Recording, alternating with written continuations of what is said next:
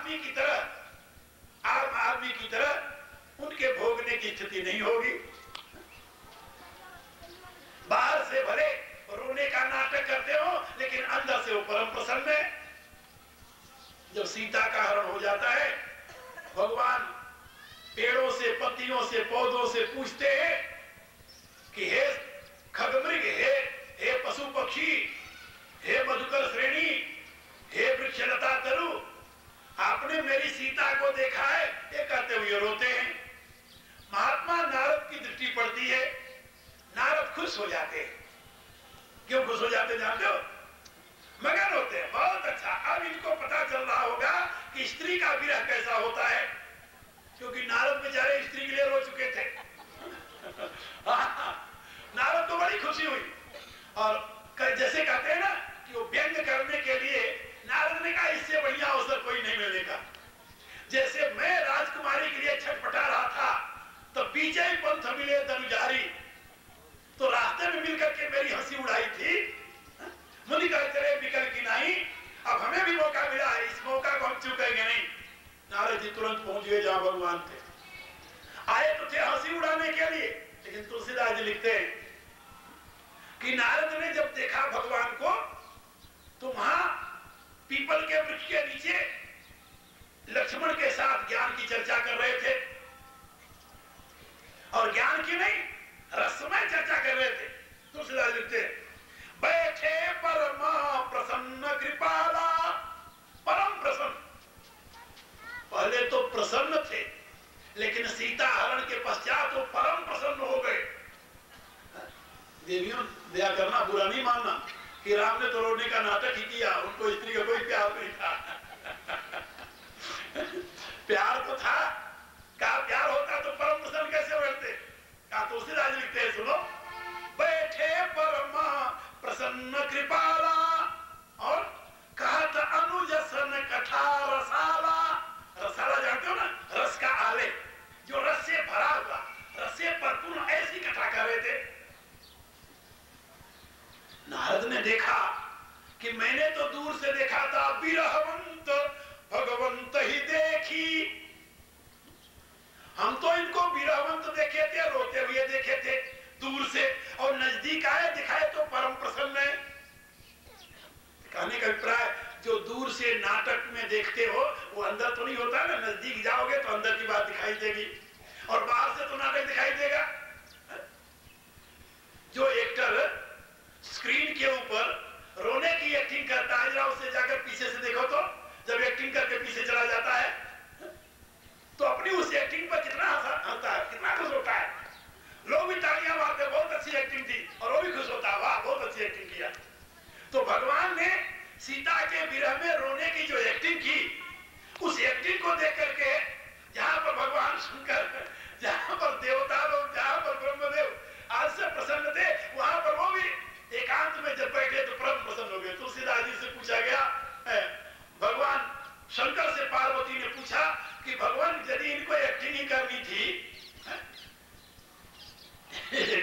रोने का यदि नाटक ही करना था इनको, तो इससे इनको क्या लाभ हुआ? तो वहां पर भगवान शंकर ने कहा, काकामिन की दीनता दिखाई, एक कामी पुरुष स्त्री के लिए कितना दीन हो सकता है, ये वो बताने के लिए उन्होंने ये सारा नाटक किया।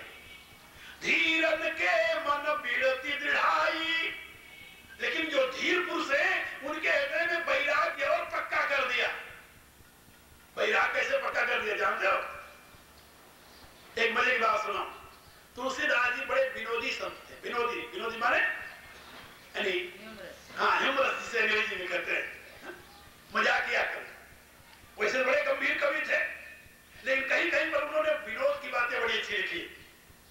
भगवान को वनवास हुआ, 14 वर्ष राम वनवासी, तापस वेश विशेष उदासी, तपस्वी के वेश में विशेष उदासी होकर के 14 वर्ष तक राम को वन में रहना है, ये माता ने वरदान मांग लिया। लेकिन भगवान राम जब वन को गए तो वहां पर ऋषियों ने देखा कि इन्होंने वेश तो जरूर तपस्वी का बना रखा है, बलकर वस्त्र पहन रखा है, लेकिन ये विशेष उदासी तो है नहीं। उदासी होने का क्या कारण भाई? हमारे यहां शास्त्र का एक वाक्य है, का घर किसे कहते हैं? का घर उसे नहीं कहते जहां ईंट पत्थर से मकान बढ़िया बना होता है। का फिर क्या होता है घर? का गृहिणीम गृहम उच्यते, गृहिणी ही घर कही जाती है। और कहीं जंगल में चले जाओ, गृहिणी साथ हो तो जंगल का है का? अब सोचिए, वो वन होता है? वन नहीं होता, वो तो घर होता है, क्योंकि घर तो साथ साथ है। तो भगवान हुआ वनवास, लेकिन घर साथ साथ गया, गृहिणी तो साथ साथ है। तपस्वियों ने सोचा कि जहां पर गृह त्याग करके वनवास की विधि है, तो वो तो ये नमूना अच्छा है, यानी मिट्टी का घर छोड़ दो लेकिन सही घर साथ रखो, और सही घर साथ लेकर के जंगल में पड़े रहो, आनंद ही आनंद है। तो इसलिए ऋषियों ने निश्चय किया कि अपन अब गृहिणी कहां से लावे। उसने देखा कि अब तो बहुत बूढ़े हो गए हैं, कौन गृहिणी देने वाला है। पहले ऐसा नियम था, महात्मा लोग ऋषि लोग राजाओं के यहां जाते थे, उनसे कह देते थे भाई अपनी लड़की मुझे दे दे, तो दे देते थे। कई सोचने लगे कि अब कहां कहां जाएंगे, किससे किससे मांगेंगे। एक ऋषि ने कहा कि भाई ऐसा करो, हमने एक कथा सुनी है और उसको बड़ी प्रचलित कथा है, राम के चरण से स्पर्श करके एक पत्थर की शिला स्त्री बन गई थी, बन गई ना, छुअत शिला भाई नारी सुहाई, सुंदर स्त्री बन गई थी। तो अपन क्यों ना अपने अपने रुचि के अनुसार पतली मोटी लंबी छोटी शिला काट कर ले आवे और अपनी कुटिया के सामने रख ले, और राघव से प्रार्थना करे कि हे प्रभु जरा जरा से अपना चरण छुआ दो सबको। क्या हो जाएगा? क्या जितना चरण छुआएंगे उतनी स्त्रियां बन जाएंगी, और अपनी अपनी स्त्री लेकर के अपने साथ अपनी कुटिया में भजन करते रहो, तो वनवासी जीवन भी हो जाएगा और अपने तकलीफ भी नहीं होगी, दुख भी नहीं होगा। ऋषियों ने निश्चय किया और तुरंत उन्होंने एक एक शिला काट करके अपनी अपनी कुटिया के सामने रख लिया। कुटिया के सामने जब रख लिया तो भगवान रामायण में पढ़ते हो ना, सकल मुनि के आश्रमनि जाय जाय सुख दीन। सब मुनियों के कुटिया पर जाते थे भगवान। जब मुनियों की कुटिया पर पहुंचे तो मुनियों ने हाथ जोड़कर उनसे प्रार्थना की। भगवान ने पूछा क्या बात है? कहा महाराज हम लोगों को बड़ा कष्ट है। कहा क्या कष्ट है तुम लोगों को? भाई हम कष्ट दूर करने के लिए तो आए हैं। तुलसीदास लिखते अपनी कवितावली, बिंद के वासी उदासी। कहा प्रभु हम बिंद के वासी हैं, इस विंध्याचल पहाड़ पर हम तपस्या करते हैं, जैसे आप उदासी हो वैसे हम भी उदासी हैं। बिंद के वासी उदासी तपोव्रतधारी, जैसे आप तपोव्रतधारी हैं ऐसे हम भी तपोव्रतधारी हैं। कहा फिर अंतर कहना क्या चाहते हो? कहा बस एक दुख है जो आपको नहीं है। कहा वो कौन सा दुख है? कहा महाराज आपके साथ तो भगवती जी विराजमान है, लेकिन हम लोग बहुत दुखी हैं। बिंद के वासी उदासी तपोव्रतधारी महाबिनु नारी दुखारी। हम तो बिना स्त्री के बड़े दुख, स्वयं जाओ, स्वयं कंदमूल फल ले आओ, स्वयं उसको अमनिया करो, स्वयं व्यवस्था करो। आपके साथ तो सीता जी है, सारी व्यवस्था कर देती हैं, लेकिन हम सबको अपने करना पड़ता है, भजन में भी खलल पड़ता है। भगवान मुस्कुराए, भाई फिर तुम चाहते क्या हो? नार के बिना दुखी हो तो उसके लिए मैं क्या कर सकता हूं? का गौतम तीर तरी तुलसी सो कथा सुनि भे मुनि वृंद सुखारी। कहा कि जब से हमने सुना है कि आपके चरण के छूने से वो शिला जो थी वो स्त्री बन गई, तभी से हम लोग बड़े प्रसन्न हैं, और हमें आशा बधी थी कि अब आप वन में आए हो, जरूर हमारी कुटिया पर आओगे और इस हमारे शिला के टुकड़े को जरा चरण से छू करके वो गौतम की तरह हमें भी कृतार्थ कर दोगे, एक संगिनी दे दोगे। भगवान ने कहा ये तो बड़े दर्द की बात है। ये मुनि लोग क्या सोच रहे हैं? मुनि कहते हैं विंद के वासी उदासी तपोव्रतधारी महाबिनु नारी दुखारी गौतम तीय तरी तुलसी कथा सुनि भे मुनि वृंद सुखारी, कीनी कृपा रघुनायक जो, आपने बहुत कृपा की है। कीनी भलो रघुनायक जो, कृपा करि कानन को पगुधारे, आपने बड़ी कृपा की है। हम लोगों के ऊपर कृपा करने के लिए ही आप इस जंगल में आए। भगवान ने कहा भाई हमें क्या करना है ये बताओ तो। उन्होंने कहा कुछ नहीं करना है। वही है शिला सब चंद्रमुखी, ये जो लाइन में शिलाएं रखी हुई है ना, ये सबको जरा जरा सा आप पांव छुआते चले जाओ। कहा वही है शिला सब चंद्रमुखी, पर से पद मंजुल कंज तुम्हारे, आपके इस चरण कमल को छूते ही ये सारी शिलाएं चंद्रमुखियां हो जाएंगी और हमारा दुख दूर हो जाएगा। भगवान ने देखा अनर्थ हो गए, अनर्थ हो गया। सीता जी की तरफ देखकर मुस्कुराने लगे कि देवी यदि तू साथ ना आई होती तो इन मुनियों की दुर्गति क्यों होती। तुम्हें देख करके ये सोच रहे हैं अब तो जो तपस्वी हैं उदासी हैं उनके लिए गृहिणी होना जरूरी है, क्योंकि जो मर्यादा पुरुषोत्तम करेगा वही तो लोग करेंगे। भगवान बड़े मुस्कुराते हुए संकट में पड़े, क्या करना चाहिए। उन्होंने कहा कि भाई देखो, भगवान ने समझाया कि अभी नहीं, ये वो समय नहीं है जिस समय शिला को स्पर्श कर दें और वो स्त्री बन जाए। कहा इसका मुहूर्त होता है, बोले विशेष मुहूर्त होता है। उस विशेष मुहूर्त में मैं आऊंगा और उस समय मैं सबके शिलाओं को स्पर्श कर दूंगा और सब चंद्रमुखियां बन जाएंगे, तुम लोग घबराना नहीं। थोड़े दिन तक, जैसे इतने दिन तक दुखी रहे, थोड़े दिन की बात और है। ऋषियों ने कहा कोई बात नहीं, हम प्रतीक्षा करेंगे, प्रभु किस दिन आते हैं। इतना करके प्रभु चले गए। दूसरे दिन माया की ऐसी उन्होंने महिमा प्रेरित की कि सीता का हरण हो गया। जब सीता का हरण हो गया तो भगवान जोर जोर चिल्लाने लगे, हे खगमृग हे मधुकर श्रेणी। ऋषियों ने देखा कि इधर से आवाज आ रही किसी को रोने की, ये कौन रो रहा है,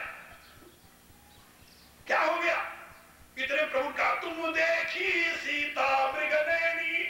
ऋषियों ने कहा मृगनैनी को क्या हो गया। भगवान ने फिर कहा हा गुण खान जानकी सीता। ऋषियों ने कहा अनर्थ हो गया, जरूर कोई ले गया से। हा गुण खान जानकी सीता। इतना कहते ऋषि आपस में इकट्ठा होकर विचार करने लगे, क्यों भाई क्या राय तुम्हारी, कहीं वो राम इधर ही तो नहीं आ रहे हैं और कहीं चंद्रमुखी हो गई सारी शिलाएं तो क्या होगी। ये दोनों भाई धनुर्धर थे, एक आगे चलता था दूसरा पीछे और बीच में वो सीता चलती थी। आगे राम लखन पुनि पाछे, तापस वेश विराजत आछे, उभय मध्य सिय सोहति कैसी।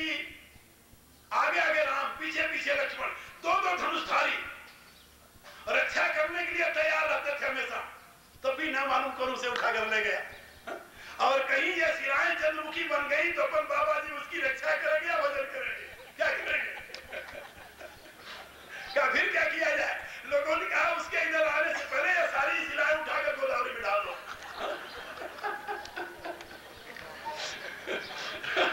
अब महात्माओं ने शिलाएं उठाई और गोदावरी में फेंक दिया। अब भगवान राम जब उधर से आए, देखा महात्मा लोग हाथ जोड़कर खड़े। भगवान ने देखा कि अब बात बन गई। अब इसलिए भगवान ने जाकर के वृक्ष के नीचे, पीपल के वृक्ष के नीचे बैठ गए और उन्होंने सोचा कि ये बला तो टली।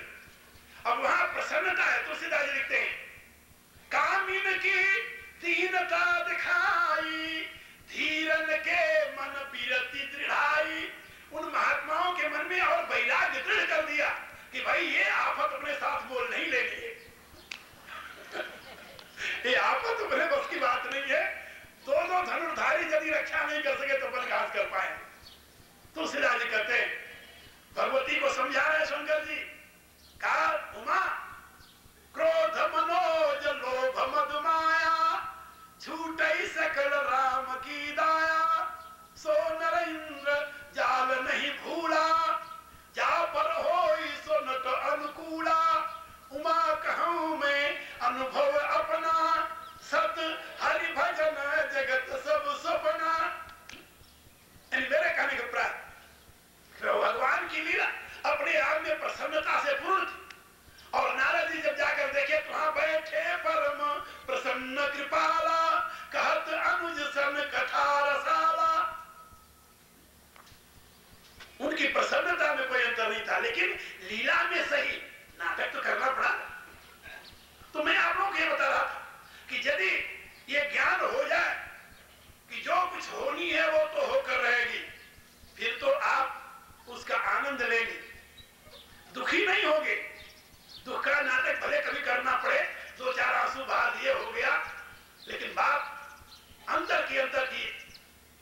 दूसरी होगी।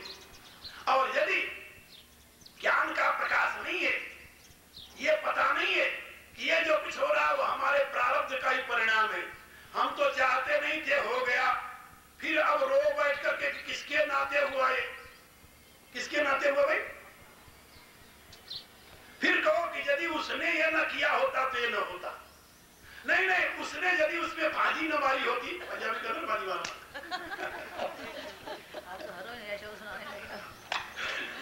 तो यदि उसने ये न किया होता, दखल न दिया होता तो ये न होता। यानी हर एक व्यक्ति ऐसे सोचने लगता है, ये मनुष्य की वृत्ति है, अच्छा काम बन जाए तो हमने किया, और बुरा हुआ तो दूसरे ने किया, और दूसरा जब कोई नहीं मिलता तब हमने तो बहुत कोशिश की लेकिन विधाता को मंजूर नहीं था। ये लगता है कि विधाता से बहुत पुरानी दुश्मनी चली आ रही थी बहुत पुरानी दुश्मनी। ये अज्ञानी का यही स्वरूप होता है। रामायण में कथा है, कैकेयी की, भरत ननिहाल से आते हैं, कैकेयी से पूछते हैं, मां बता तो, कहूं कहता कहां सब माता, कहां सिया राम लखन प्रिय भ्राता। मेरी माताएं और कहां हैं, पिताजी कहां हैं, मेरे प्रिय भैया राम लक्ष्मण और भगवती सीता कहां हैं? भरत की ये बात सुन करके तुलसीदास लिखते हैं, सुनि सुत बचन स्नेह में कपट नीर भरी नैन। वो भी नाटक कर रही, नाटक में कुशल है लेकिन नाटक उसका गलत है जरा। नर शरीर धरी जे पर पीड़ा, करई ते परई महाभव भीरा। कहा ये जो दूसरे को पीड़ा पहुंचाना है, इससे बड़ा और कोई पाप नहीं हो सकता। अब इस समय कैकेयी जो कहने जा रही है, इससे अधिक पीड़ा प्रतिभाग भरत के लिए कुछ नहीं हो सकती। इसलिए वहां पापी नहीं बोली, पापी का भरत को दुख पहुंचाएगी। भरत तो श्रवण मन सूल सम, एक तो श्रवण सूल है, दूसरा मन सूल है। पहले श्रवण सूल है, फिर दूसरा मन सूल है। और यदि कान को पीड़ा हो तो आदमी सह लेता है, कुछ कर भी देता है, रो भी लेता है, लेकिन यदि मन में धक्का लग जाए तो आदमी तो अक्का बक्का रह जाता, बोल ही नहीं पाता, कुछ नहीं बोल पाता, मौन हो जाता है। भरत की यही गति होती है। तो वहां पर कैकेयी क्या करती, जाते हो, तात बात में सकल सवारी। ये मेरे पुत्र, हमने सारी बात संवारी, सारा काम हमने बना लिया था, और अकेले नहीं, भई मंथरा सहाय विचारी। ये बिचारी मंथरा ने मेरी बड़ी सहायता की। हाँ, हमने सारी बात बना ली, लेकिन कछु का बात विधि बीच बिगाड़े। रोड़ा तो विधाता ने डाल दिया बीच में। कछु का बात विधि बीच बिगाड़े, क्या बिगाड़ दिया विधाता ने? कहा भूपति सुरपति पुरपग उधारो। यानी राजा अपने मित्र के घर चले गए, सुरपति उसके मित्र थे ना, सुरपति बसई बाहुबल जाके। राजा अपने मित्र के घर चले गए, ये विधाता ने बीच में रोड़ा अटका दिया, बिगाड़ दिया, बाकी मैंने तो सारी बात संभाली थी। यानी बना वो मैंने बनाया, और बिगाड़ा तो भगवान ने बिगाड़ा। ये अज्ञानी का लक्षण है। ऐसे व्यक्ति को अज्ञानी, और अज्ञानी को ही पापी कहते हैं। पाप माने जानकर क्या होता है? पाप, पाप शब्द का अर्थ होता है, पाप शब्द का अर्थ होता है रक्षा। पाप माने रक्षा, रक्षा करने वाला। इसलिए पति पिता आदि शब्द जो बनते हैं इसी पाठ धातु से बनते हैं, जिसका अर्थ रक्षण होता है। और आगे जो आप शब्द है वह है उसका अभाव, यानी जिसका कोई रक्षक न हो,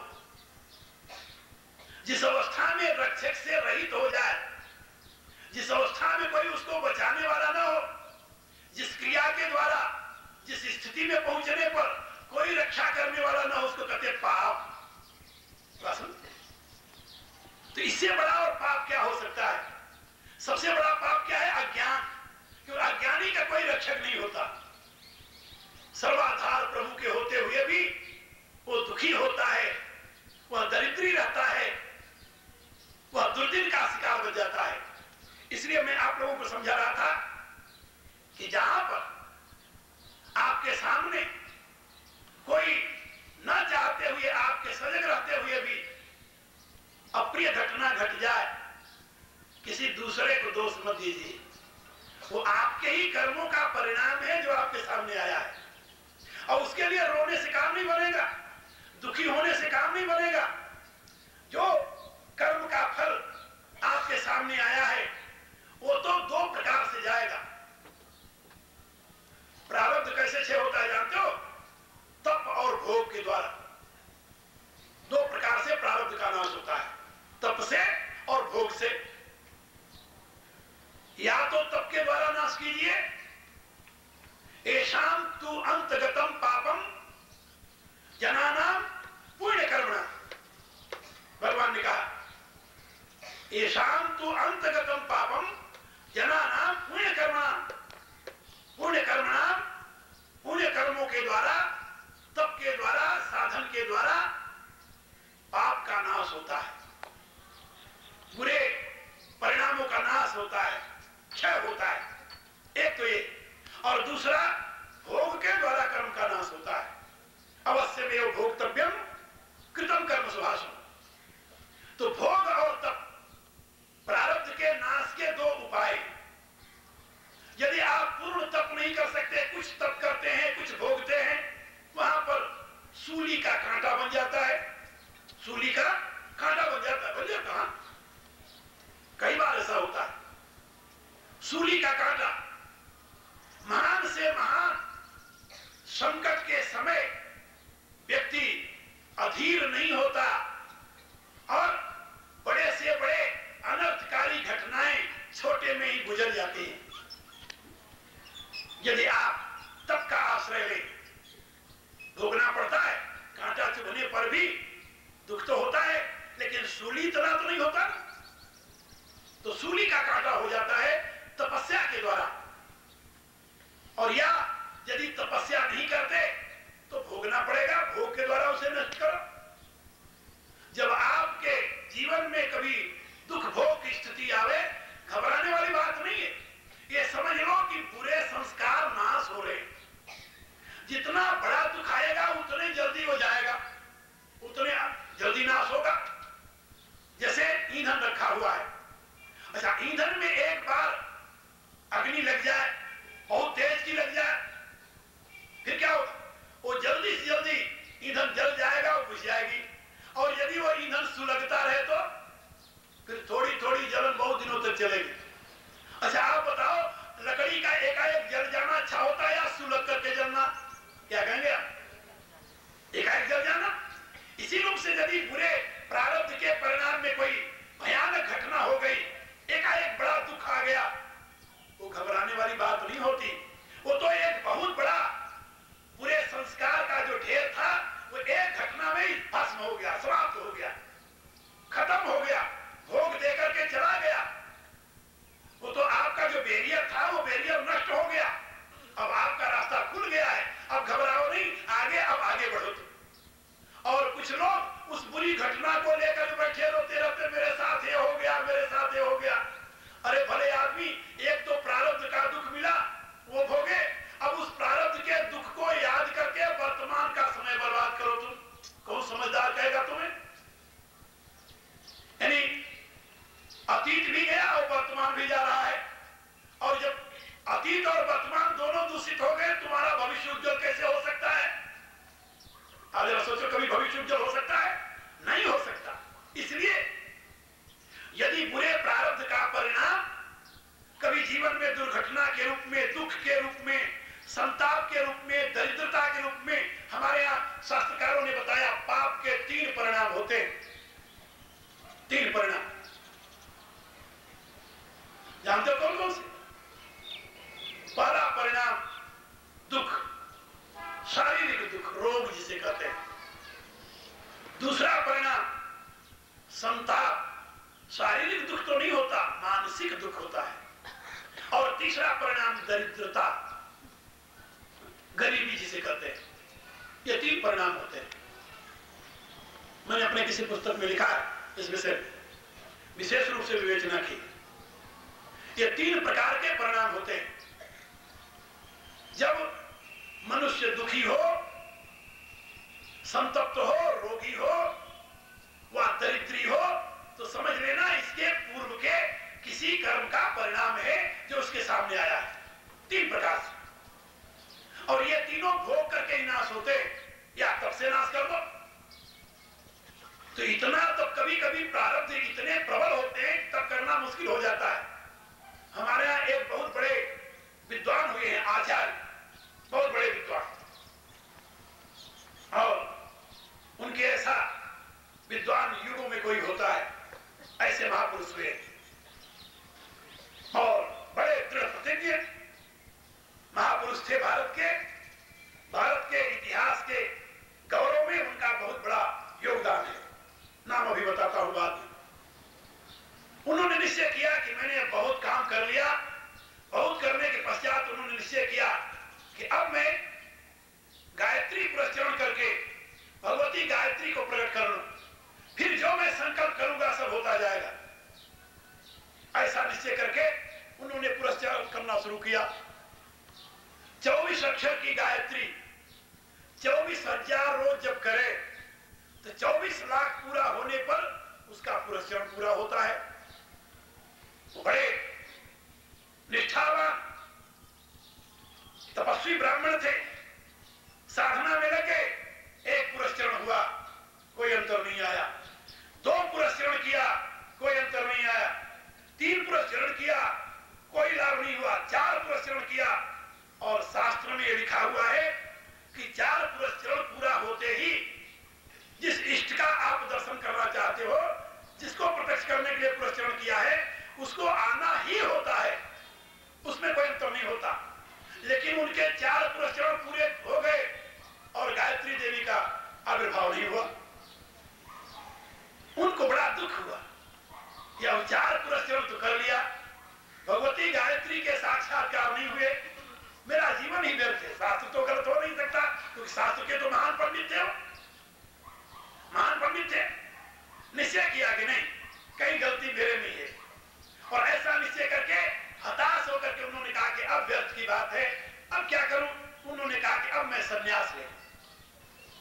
जिस उद्देश्य की पूर्ति के लिए मैं कर रहा था वो उद्देश्य पूरा नहीं हुआ, अब मैं संन्यास ले लूं। हारा व्यक्ति 2 ही करता है, यदि समझदार है तो सन्यासी हो जाता है, और यदि ना समझ है तो आत्महत्या करता है। नहीं, अपन सन्यासी हारे हुए नहीं है, याद रखना। वैसे समाज की ये प्रवृत्ति, उसकी बात बता रहा हूं। तो अब वो जब हार गए तो उन्होंने निश्चय किया कि अब संन्यास ले लो। और जब उन्होंने, जहां पर मेरा ध्यान है, कृष्णा नदी के तट पर संन्यास के लिए संकल्प किया, संन्यास ली, यानी सर्वम संन्यस्तम की घोषणा की, उसी समय भगवती गायत्री उनके सामने प्रकट हो गई। गायत्री प्रकट हो गई, उन्होंने प्रणाम किया। गायत्री ने कहा, परम ब्रूहि। अरे कहा, जब परम ब्रूहि के लिए तैयार थे तब तो तू आई नहीं। अब तो मैं सर्वम संन्यस्तम कर चुका हूं, तो मैं सन्यासी हो गया, मुझे वर नहीं चाहिए, अब नहीं चाहिए तुम्हें कुछ। भगवती मुस्कुराने लगी। कहा, लेकिन एक शंका है मेरे। कहा, क्या? कहा, शास्त्र ये कहता है कि 4 पुरस्चरण पूरे होते ही इष्ट का दर्शन हो जाता है। हमने 4 पुरस्चरण विधि विधान से पूर्ण किए हैं, हमारे विधि में कोई त्रुटि नहीं है, हमें विश्वास है, और फिर भी तुम तब नहीं आई, और अब जब मैं संन्यास ले लिया तब तुम आई हो, इसका कारण क्या है? भगवती ने कहा, भगवती की कृपा से उनको दिव्य दृष्टि मिली थी। कहा, जरा तुम पीछे उठ देखो। अपने पीछे देखा, 4 बड़े बड़े पहाड़ में आग लगी हुई थी, जल रहे थे।